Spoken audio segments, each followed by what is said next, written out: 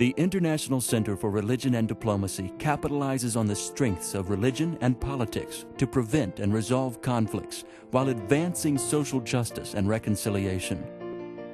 For hundreds of years, religion has been seen as a major cause of conflict around the world.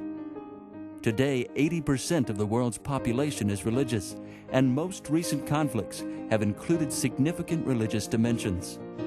We have a resurgence of religion as both ideology and religious factors in warfare. The reason for that is the failure of other ideologies and the absence of hope in the world. Before 9/11 and certainly after 9/11, every conflict we've had has had religion right smack dab in the middle.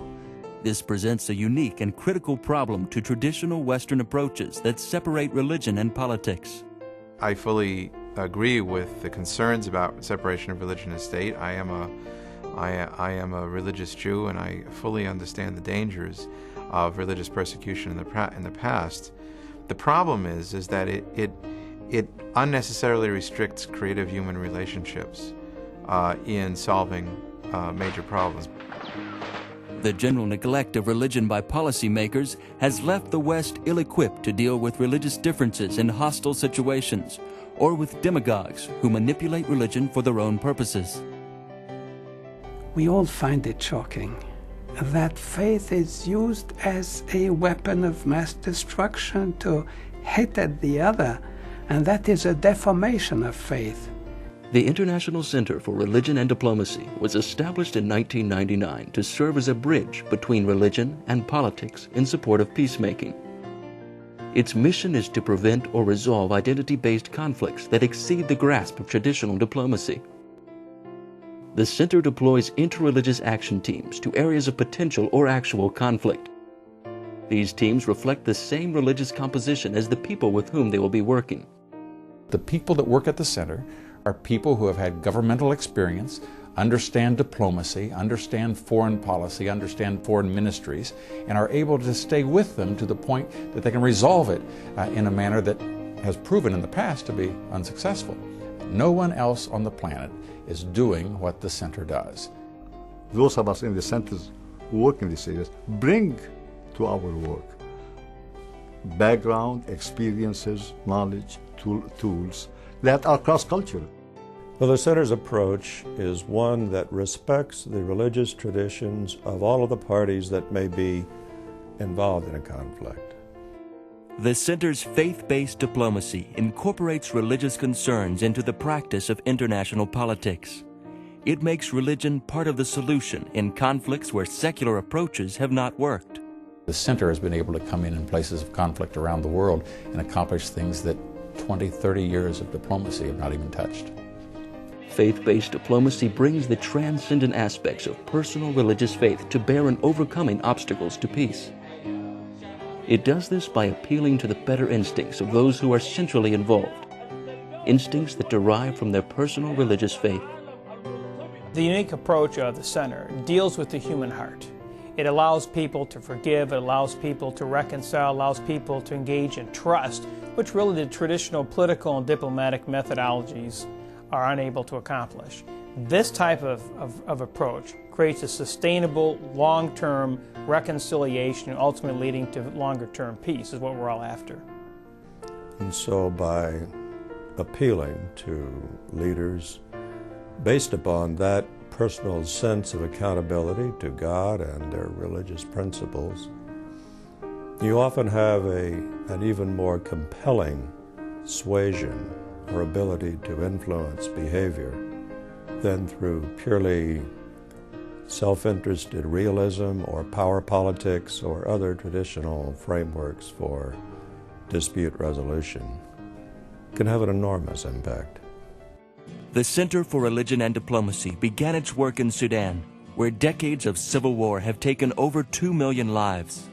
Since 1999, the center has been working with Muslim and Christian political and religious leaders to facilitate interreligious cooperation. I feel very strong because we've lived for 40 years in conflict with each other, and we found no solution. And it's only the last 4 years that the center has decided to use the missing dimension, which is religion, faith-based approach. At the Center's initiative, an independent interreligious council was established in 2003. For the first time in Sudan's history, Muslim and Christian religious leaders have a forum to work out their problems on an ongoing basis. People in the south, people in the north, Muslims, Christians, they all trust the center. And that's why it will be successful in this diplomatic initiative to promote peace in the Sudan. Later, a committee to protect religious freedom was established to provide needed accountability in this highly sensitive area. As the violence comes to an end, these initiatives will play key roles in rebuilding a culture of peace. I think this is an organization that can help us establish United Sudan. The center also uses faith-based diplomacy in other areas of conflict. Kashmir. The center has been working since 2001 with next-generation leaders in both the Indian and Pakistani areas of Kashmir to promote peace in that troubled region. We really try to impart a vision to people for faith-based reconciliation so that it takes root not in their head but in their heart, and it really becomes a passion in their life.